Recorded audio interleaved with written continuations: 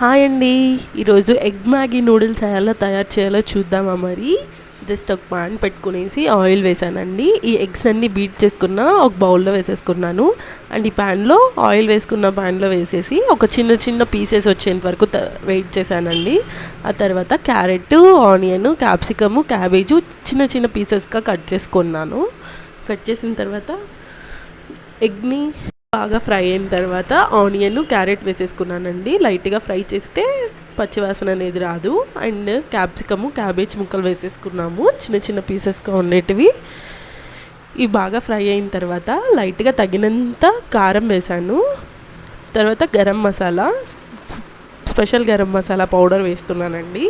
తర్వాత తగినంత సాల్ట్ వేసాను. నెక్స్ట్ సోయా సాస్ వేస్తున్నానండి. కలర్ బాగా వస్తుంది. సో కలరింగ్ కోసం సోయా సాస్ వేసాను. అండ్ ఫస్టే మ్యాగీని హాట్ వాటర్లో ఉడకపెట్టి వేసేసుకున్నామండి. ఆ మ్యాగీ వెత్తి దీంట్లో వేసేసి బాగా మిక్స్ చేస్తున్నాము. అన్నీ మిక్స్ అయ్యేటట్టుగా మిక్స్ చేసేసి టేస్ట్ ఎలా ఉందో చూద్దాము. అంతే, రెడీ అయిపోయింది ఎగ్ మ్యాగీ నూడిల్స్. మీరు ఎప్పుడైనా ట్రై చేయండి, సూపర్గా వచ్చింది. Thank you all. Please like and share.